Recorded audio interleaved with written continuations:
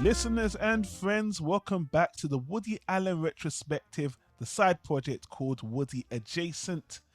I am your host, Donald Wonder, and as always, I'm joined by my co-host with the most, James Daniel Walsh. Sir, welcome back. Always good to be here. Always a pleasure to have you. On the last episode, we spoke about Chris Rock's top 5. Now, James, I got a little bit of an update for you on that. Since we discussed that movie, which again we both really enjoyed, I actually watched the Saw Spiral movie and I finished Fargo season 4. Oh, wow. Yep. Okay. How were they? In quick summary, you know what? I'm a fan of Saw, and I think Chris Rock did a decent job, so I thought that was okay. Fargo is acting, I feel the same way I do about top 5. It's good enough. It's good enough. But the actual storyline in Fargo is fantastic. Fargo never disappoints. A great season. And if everyone, for the Fargo fans out there, if you saw the trailer to season 4 and you thought, why the hell are they going back in time? And how is this all connected? Wait till the end credits of the end of season 4 and then you'll find out how it's tied to all the other seasons. But yeah, sorry for that little aside. Yeah, Chris Rock's career, pretty good. I think he should keep working. And yeah, Fargo season 4 was pretty decent. All right. I'm looking forward to watching it. Cool. But now we're going to move ahead. Last time when we finished speaking about top 5, we already told you guys what we're going to be talking about this time. So James, if you don't mind, would you mind telling the people what golden oldie are we going to be talking about today? This time we're going to be talking about the 1978 film Same Time Next Year with Ellen Burstyn, Alda, and no one else in the cast. A little romantic comedy that started as a stage play and still feels like one as a movie.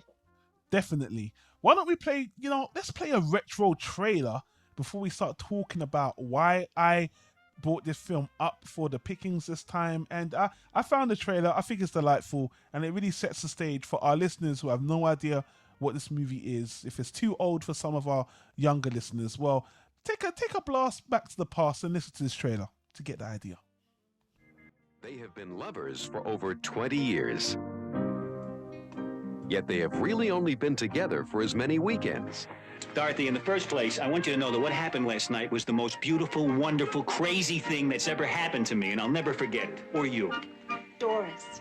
They share something special. My name is Doris. Warm. I think I'm in love with you. And meaningful. We had instant rapport. Did you notice that, too? No, but I know we really hit it off. A one-night stand that may go on forever. Wow. Universal presents Ellen Burstyn and Alan Alda in Same Time Next Year. Okay, but this is the last time. Happy anniversary,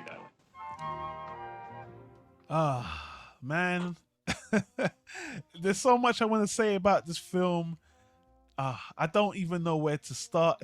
I find it on the whole to be quite a delightful movie, as you said, based off a play. In regards to Woody Allen, there's so much things I want to draw to, especially in another clip we're going to play. But I enjoyed the movie. I enjoyed it when I watched it about, 15 years ago.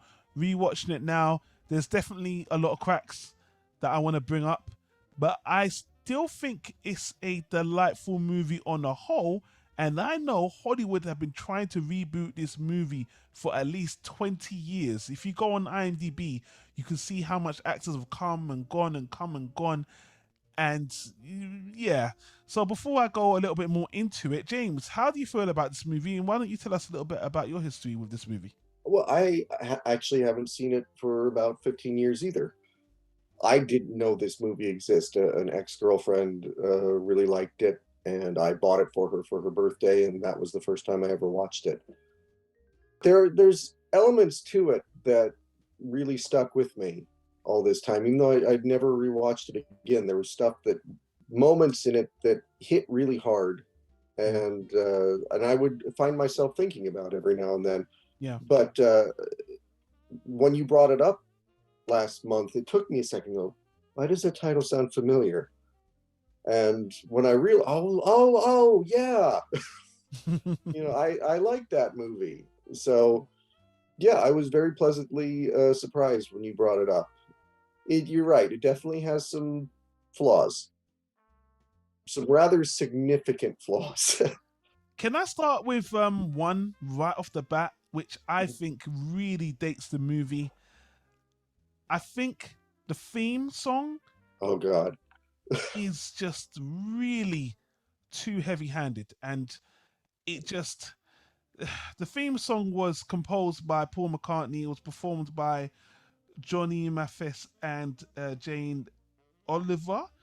And as soon as the movie starts, it just comes on really heavy. You have the short montage of how these two meet at an inn, and it just overblows you. It's like they're just throwing at you, they're in love, this is the deepest love. And I really just think it's just way too forced.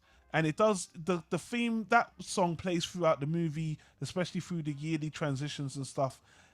And I think this one element really is just doesn't work as well and really ages the movie. And it's actually my main gripe with the movie. I just think the song choice isn't great. It's executed too heavy-handedly, and it's very corny. I don't like anything about those transitions. Least of all the song. The song it's not just that it's heavy-handed, it's a bad song. And I mean, we'll get into the transitions later on, I'm sure, but like, I literally laughed out loud when the song is playing kind of into the last transition, and they show photos to show like the passage of time, things that happen in the culture and politics and stuff, and the song is playing, and there's C-3PO and R2-D2. Yeah. And I just started laughing. It just felt so ridiculous. Yeah. It's a shame. But getting to Alan Alda and Ellen Burstyn, I think they're great.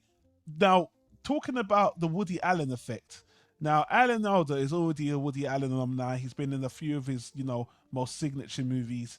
I feel like he is that character, that super neurotic character. But I do feel it's different where I think his neuroticism, I don't even know how to say this word. His neurosis is just a little bit more aggressive than Woody Allen would have played it. But I do feel like I still see that Woody Allen character in there, but maybe the words, the vocabulary isn't as highfalutin as Woody Allen. But I did feel like, this is a Woody Allen type character, really. He's just, at times, he just seems a little bit more aggressive in his neuroses. Yeah, especially in the beginning. He kind of grows out of it as time goes by, even when there's a segment where he's in analysis, and that's a very Woody Allen thing, but he plays it very kind of zen instead of how Woody plays it, where he's just kind of all over the place. True. But yeah, those first few segments are Alan really reminds me a lot of Woody in that way. He's neurotic, he's all over the place, he's talking really fast, and definitely I could definitely see, like, I don't know how Woody and Alan Alda met, but I could definitely see Woody having seen this and saying, I want that guy for one of my movies. Yeah. Ellen Burstyn is fantastic. She won a Golden Globe for this performance. And I guess the only thing that jars me about this on a rewatch is her character development. I want to call it drastic if you look at it, at the way time develops over the movie, which is fine. It just seems like an A to Z. It makes her more interesting. In terms of her as an actor, her execution, I think she was absolutely great. Alan Alda does develop, as you said, a second, especially through the second half, more. Well, not more, but he becomes more enjoyable and more laid back. But there was something you love seeing this transition with Ellen Burstyn, especially. It's like every time you see her, she's a different type of character, But just looking at it in retrospect, watching it a second time, it feels kind of like a bit like a cartoon, the way her character changes multiple times. And I was just like, it's like she's changing clothes, which she literally does as well. It felt a little like, as she got older, it felt a little bit more subtle. Whereas with Alan Alda, there's a segment where he's very buttoned down, and he's very, he's a little bit older. He's kind of bitter. He's got his suit on, his hair combed. It's the 60s, but he's still very stuck in the 50s. Yeah. And the next scene, he's like a hippie. Yeah. And I hated that entire part. Is that where he had the mustache? That's where he had the mustache. Yeah. Yeah. And he's got the jeans on with like a heart on the back pocket. And Yeah. it was a weird thing because like in the part where he's very buttoned down, she's a hippie. And then in the next segment, he's a hippie and she's more buttoned down. Yeah. And I didn't believe either one of them when they turned into hippies. That just felt like a really, really weird. It took me, especially when Alan Alda did, it took me out of the movie completely. And I just really couldn't stand that whole segment. I tell you what, I can't lie. Every rewatch of this movie, when I hear Ellen Burstyn say, "Do you want to fuck?" it makes me laugh out loud. Mm-hmm. Yeah. Yeah, it's so extreme. But I love Alan Alda's reaction to it. He isn't like, "Oh my God." He's kind of cool. He's just like, You know, I love his reserved approach at that time because, again, at that time, they're polar opposites, which is, again, very transparent, but it's interesting. It's a setup, isn't it? It's like a comedy duo. So I kind of like it, but it does seem a bit forced. Mm-hmm. Two middle-aged people suddenly, you know, her it would have made more sense if at this point in time in her life she was in her 20s. Yeah. But I think at this point she's supposed to be in her mid 40s, and I just didn't buy it. And then with him, like I said, it just became, you know, he goes, I think it's like 6 years apart, each segment, and he goes from, you know, suit and tie and, you know, hating hippies to, you know, oh, that's cool, that's far out, you know. And it's just like, no, stop, this is awful. And that would be to me the weakest moment in the movie, is that whole part. And now I want to get to the crux of kind of what I'm holding back on, which always makes me think about this movie and say to myself, I can't believe they're actually trying to make me swallow this as a love story. Now, these two are right from the get-go with the heavy-handed music. You know, they're infatuated, they fall in love, there is a passion between them, but these two are serial cheaters. Mm-hmm. And by the end of the movie, every era, they seem to fall more and more in love with each other, even throughout their differences. You know, they go back, they go forward. It is a beautiful blossoming of a relationship, but you just can't help. And I know Alan Alda has a lot of manic episodes about, especially in the first decade, he really, I'm so guilty, we shouldn't be doing this. And I'll play a clip about that in a minute. But I still can't fathom that they're actually trying to sell you on them having such a deep love and such emotion for each other every single year while they're having families, while they're cheating on each. And it's just like, that's a hard pill to swallow. But at the same time, I do believe they truly, deeply love each other, which comes to a head at the end, which I really like. I think the ending is executed quite well. But all through the movie, I just felt to myself, could this ever happen in real life at all? Like, these people have their own families, their own husbands and wives. They keep coming back and they keep saying how much they love each other, how they get away from their families, and, you know, and I don't know, man. It is convincing that they do actually love each other. But every time I think about it, I'm just like, why does this work even? Why should I believe that they really, you know, all these years, they can just have one day? It's a really hard pill to swallow, but they pull it off. But I just keep on thinking to myself, I don't know how they pulled it off, because this is ridiculous. This whole plot is absolutely ridiculous. Yeah. Actually, the movie that I thought of while I was watching it this time was Brokeback Mountain. Interesting. Two married guys, and they go off together as often as they can to have their affair. In that movie, it's a little bit more understandable because there was no way for them to actually be together in to like leave their wives and just live their lives together, because at that time they couldn't. There's no way they could have done that. This one, yeah, this is very. I guess you could kind of call this a bit of a first world problem. Yeah. I have my wife and my family, and every year I come and I spend a weekend with this woman, and they never seem to be like they're particularly well. In one very understandable instance for Alan Alda, but they're never particularly miserable with their lives back home. It's not like they hate their spouse. I don't think either one of them is in love with their spouse. No, they can't They're be. both. They have their obligations, and the idea of divorcing their spouses and being together never occurs to them until later in the movie. Yeah. So in that way, I mean, I could understand it was a different time, and sort of following your heart wasn't something that was particularly looked upon as being a legitimate thing to do. But you're right. You're always thinking about, well, they're poor poor spouses back home.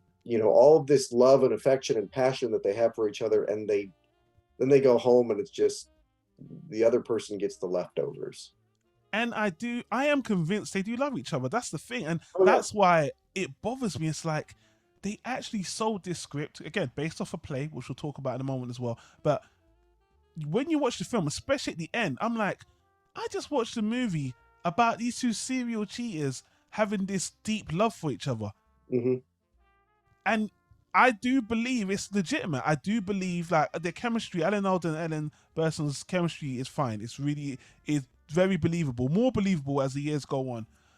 But the last shot you see them, sitting on, standing on a ridge, beautiful sunshine, like any other romantic movie of two lovers getting together, but they are cheaters. It's really surreal, and in a way, I really commend the movie. Like, wow, you guys really sold me. I don't think I've ever seen a movie where I am rooting for these, scumbags, really. Yeah. But in saying that, the movie's funny. This is a romantic comedy, and let's not skive over the comedic aspect. The movie's funny. It's funny in the light Woody Allen kind of comedy way. Alan Alda's neurotic, and the situation they get into, like at one point she turns up pregnant, which is absolutely ridiculous, but they play off it well. But it isn't super slapstick, and I do feel like it's genuine. Even when she's pregnant, there's emotion there, and that's what carried me through the movie. Even when they do these things, she's a super hippie and now he's all super conservative and they're arguing about the war, it is legitimate and it does feel genuine. And I do feel like maybe the writer put all these different aspects together, but the actors really pull it off, and it really makes it enjoyable. And I laugh and I enjoy the romance. And honestly, apart from the theme song, I'm like, it shouldn't work, but I believe these two love each other. I don't believe that they could come back every year and I don't believe they could be that passionate about each other and only see each other once a year. That I don't believe at all. And that's the only part where I got to suspend my disbelief. But other than that, I mean, this film is unique in what it's trying to do. I think she mentions at one point, thinking about calling him all the time, but that's why, to me, I mean, this movie is supposed to be a romantic comedy. I don't laugh at it very much, and I come away kind of feeling like shit. Yeah. Like, because these two people who are so in love, and yet they're kind of just wasting their lives. They're kind of just complacent, except for this one weekend a year. And you just think about, maybe it wouldn't work if they had to be with each other every day. But the fact that they don't ever even try, and it's funny, just before we came on, I pulled up the Wikipedia page so I could just sort of look at stuff. There is a sequel to the play. Yeah. That goes through, I think it said it went through the 80s, maybe into the early 90s. And I can't imagine how horribly depressing that thing ends. Because And we can get into the ending, later, but it just, yeah, you're just watching these two people kind of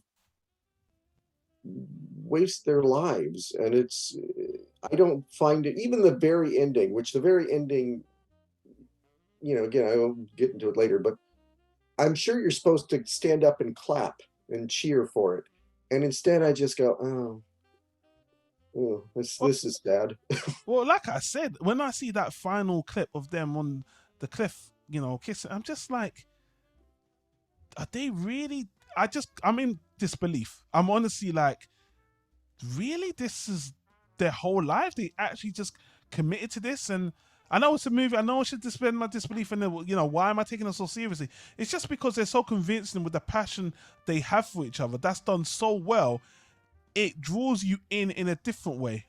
Let me play this clip that I should have played this earlier, because this is like the beginning phases, just to show a bit more of the comedy before we move into a slightly different realm with this conversation, which I really want to get your opinion on. But let me play this clip for those who might not even want to watch it. This is a taste of the kind of comedy this movie's going for. I tell you, Doris, I feel like slitting my wrists. Are you Italian? What's with you and nationalities?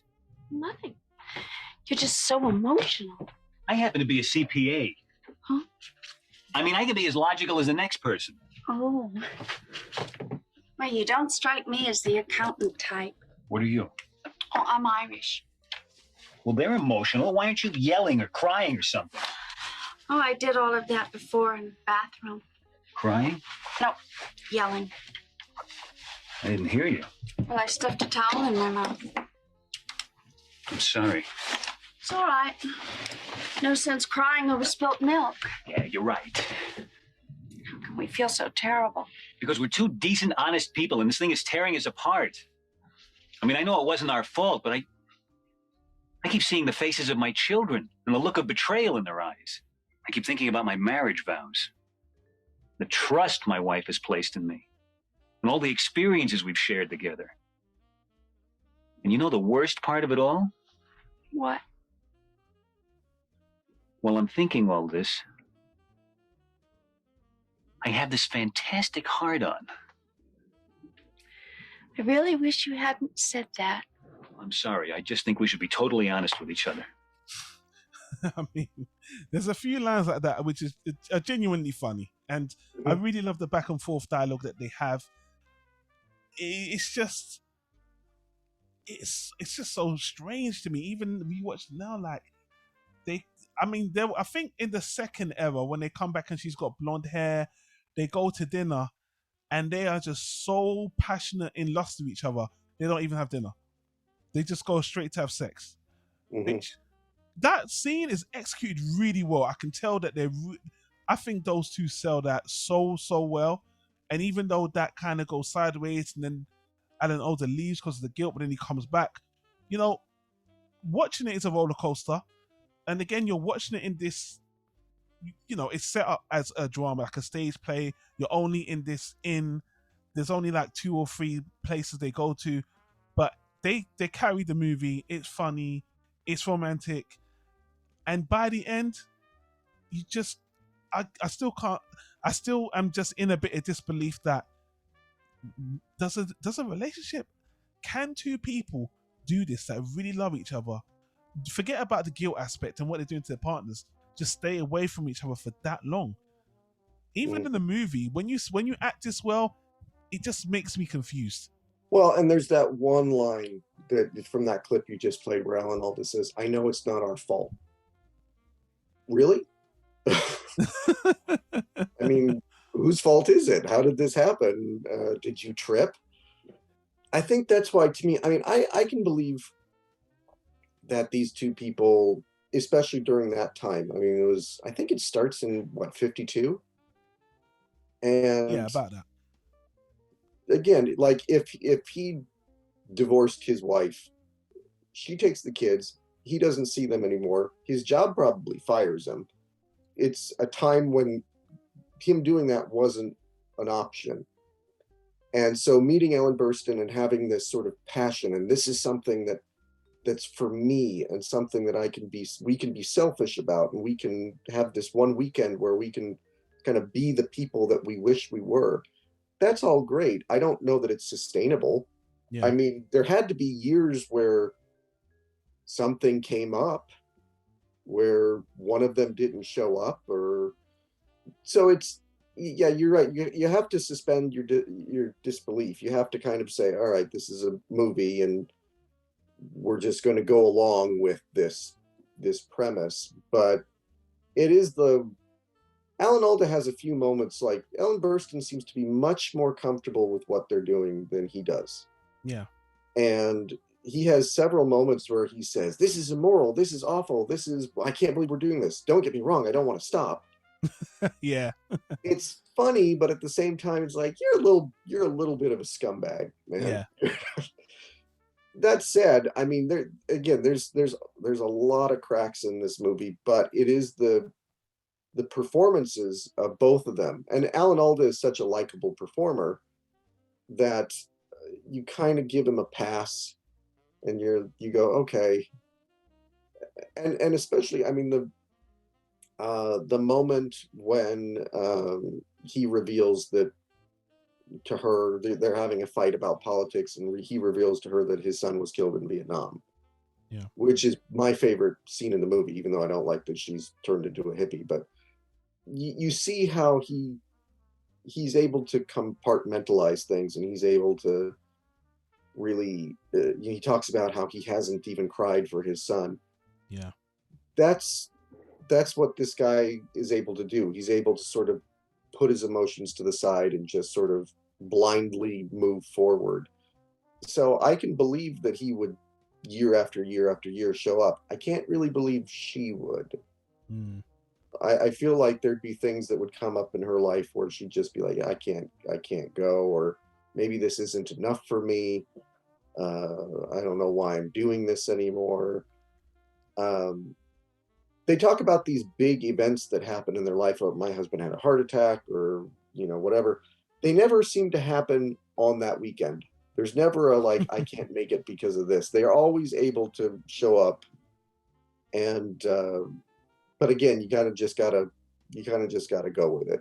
Well, I like the fact the phone rang. His daughter called one time, and when she had her businesses there, her assistant was calling. I know they could have done more to make it realistic. And guys listening, I am putting it in context. We're talking, 40 years in the future. So again, the movie could be made real in so many ways, which is my next question, James.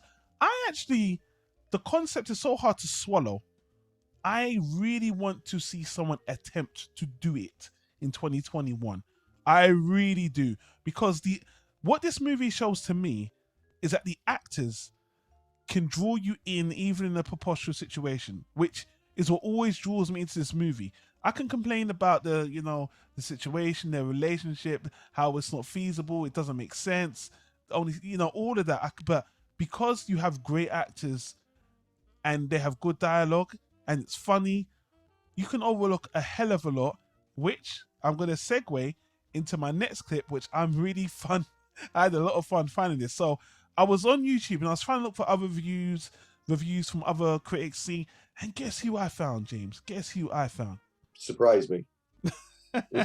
Siskel and Ebert reviewing. I was gonna say Siskel and Ebert. Yeah, reviewing this movie again. Sometimes some YouTubers go back and review old movies, but this one I haven't seen anyone talk about it from a modern sensibility like we are. So I found it so great to listen to Siskel and Ebert. And those who don't know who Siskel and Ebert are, they are legendary film critics, American film critics. To be fair, me coming from the UK, I didn't really know of them until the 2000s when I became a much more bigger movie buff, and then I heard about them, and they gave film criticism a whole new. Well, I mean, they're adored for their film criticism, like the first to do it, on television properly, and now on YouTube is a whole culture doing that for much more money than they probably did at the time. But yeah, they're respected, they're loved, and this is their review of Same Time Next Year, and I would like to hear your thoughts on this, James, if you didn't already listen to it. The next picture doesn't make me feel creepy at all. It's called Same Time Next Year, the story of a couple who make it a point to meet at the same country resort one weekend of every year for 26 years. Now, That sounds innocent and romantic enough, except they aren't married to each other. He's faithful to his wife, she's faithful to her husband, and except for that one weekend every year. The movie's basically just a film version of the hit stage play Same Time Next Year, but the play was a good light entertainment with moments of truth, and so's the movie. There's a sort of wonderful chemistry that gradually develops between the couple, played by Alda and Ellen Burstyn, but the first time they spend the night together, Alda feels guilty in the morning and tries to silently sneak away. Look, this isn't going to just go away. We have to talk about this. And it doesn't go away, even though they survive some pretty tough times over the next 26 years. The movie shows us 5 of their weekend meetings, and so we get to watch the characters as they grow and change and develop. Ellen Burstyn, for example, starts out sort of simple and naive, like in that first scene that we saw, but she ripens into a liberated, self-reliant woman.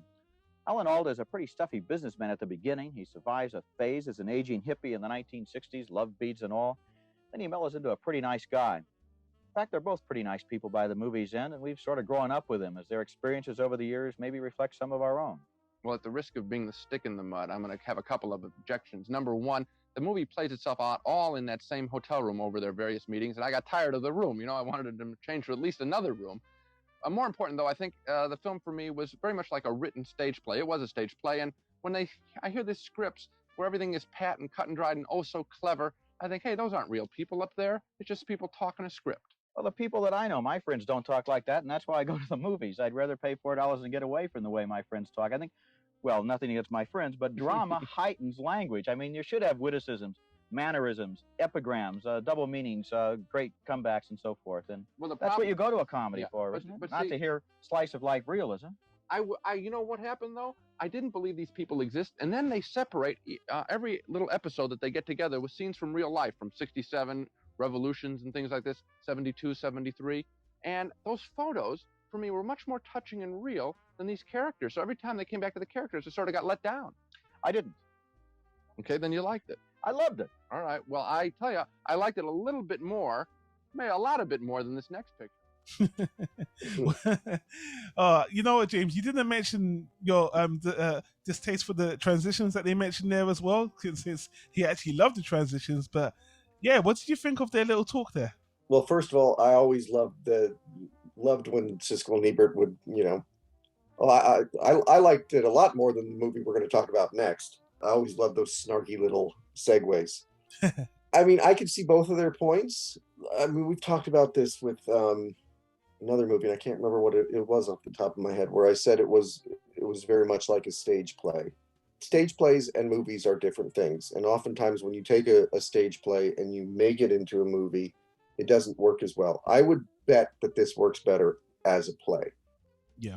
The dialogue is it's got that stage play feel to it, where it's not really realistic. And I think that's one of the reasons why I haven't revisited the movie, even though I do enjoy it. It's a little bit like, I always think this with movies based on anything by Shakespeare. There's some great movies based on Shakespeare plays, but they're never as good as actually going to see a live performance of it. It always feels like something you're supposed to see live, and so does this. So I get, like, he's sick of that room, and he's sick of he feels like they're oh so clever, because that's how you write characters in a play. Yeah, I mean, I kind of agree with both of them in this one. The thing I wanted to take from that conversation was actually, before I get to that, Woody Allen has done a lot of movies which are play-like, September is one, even Wonder Wheel's another, where, it feels more like a stage play than an actual movie.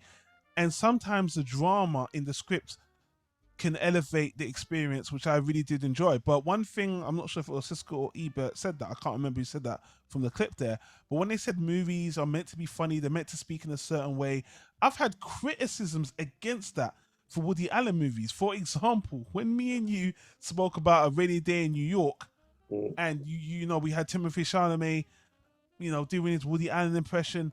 Here's the thing.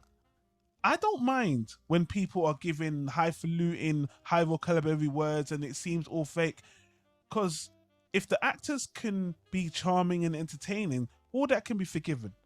But sometimes it just doesn't come together, and the scales are just not in balance. So Woody Allen, I've accused Woody Allen of doing that quite a lot, that these characters don't feel real. Even when Woody Allen had that TV series, Crisis in Six Scenes, where he had these young people spouting out his dialogue, you know, and you could tell the words of a 21-year-old was coming from the mind of a 81-year-old man or whatever. It didn't work. You know, sometimes it doesn't, sometimes it does. But I think this movie is a testament to the fact that actors can really elevate material that is unbelievable, unreasonable, and they can do a lot with one scene. Now, speaking of the scenes in this movie, the inn where they filmed this in, I think it's an inn in California. I had this written down. The Heritage Inn, really popular. It was demolished and recommissioned, and I was thinking, if, again, as we always do, if Woody Allen had his hands in this film, what could he have done to like elevate it? The one thing I will say is I think all the external things Woody Allen does with music, with cinematography, would have helped the movie as well. But because he's done movies like this, aka Wonder Wheel September, I mean, if he goes more of the Ingmar Bergman dramatic side as well, I don't know how much more he could have elevated this. But I do think it would have been, just looking at it from face value, I think it could have been a lot more visually interesting, even for a movie made in the late 80s. I mean, sorry, the late 70s. Well, I'm now imagining exactly what it would be.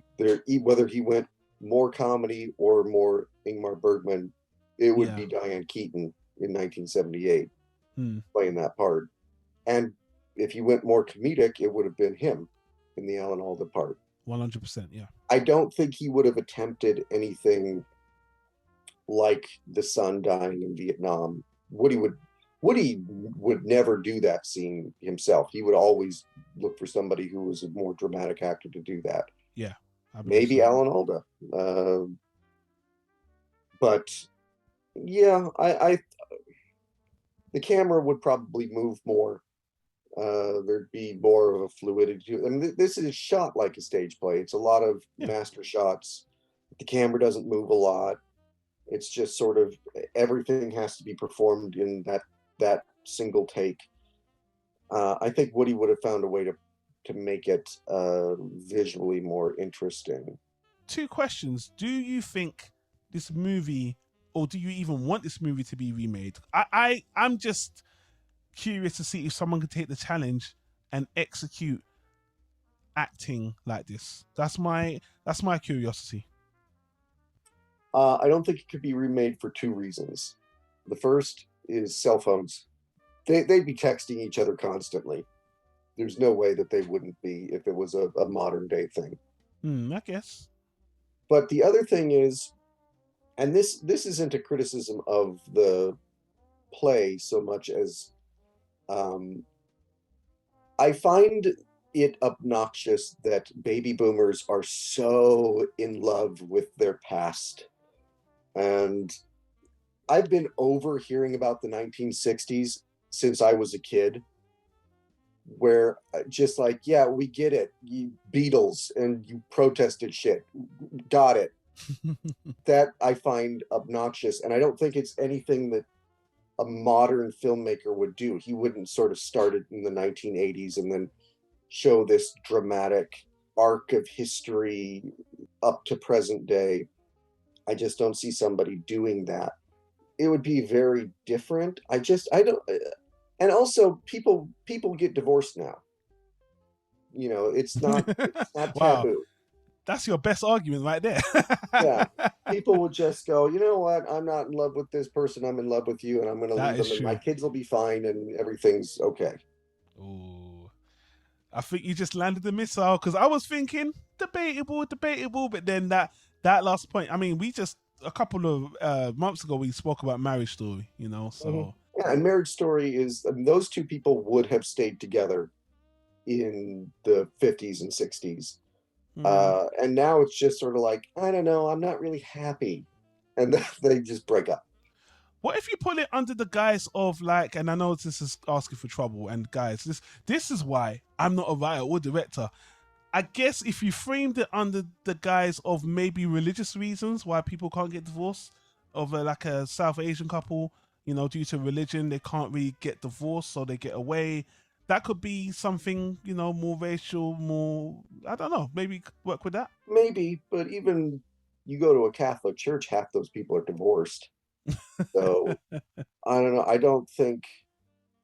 I think that's probably the biggest thing is people are much more free to kind of just do what they want and be happy now, and it's not frowned upon.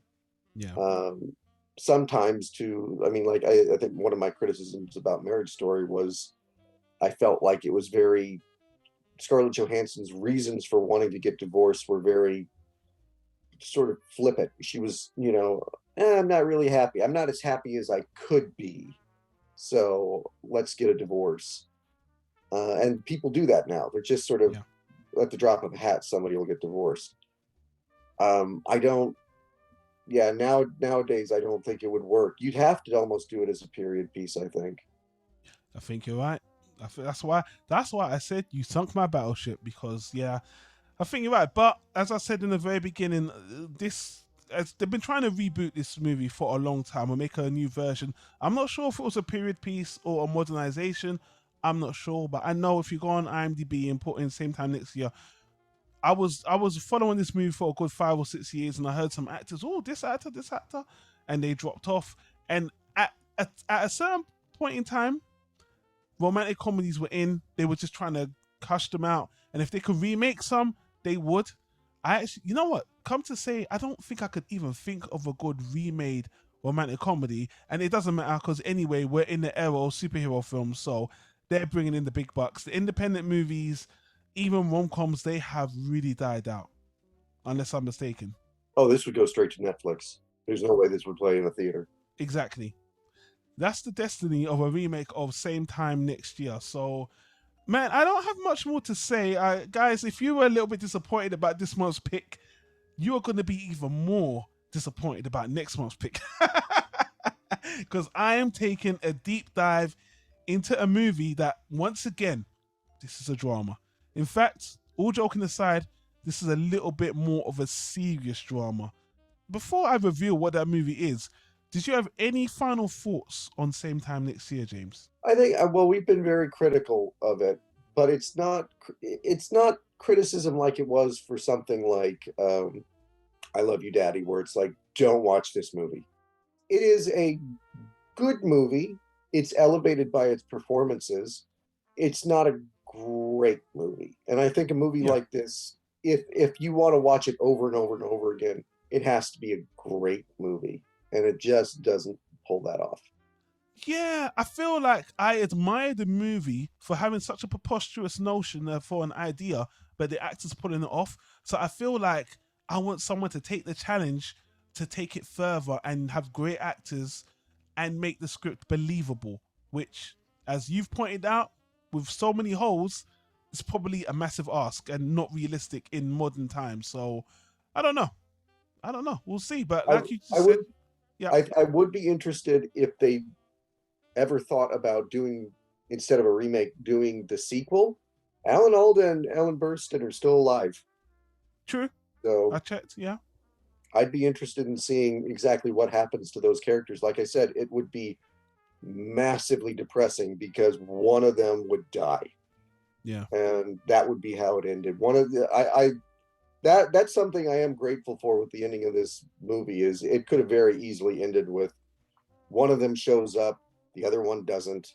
They decide to call and kind of covertly try and find out what happens. Oh, he passed away.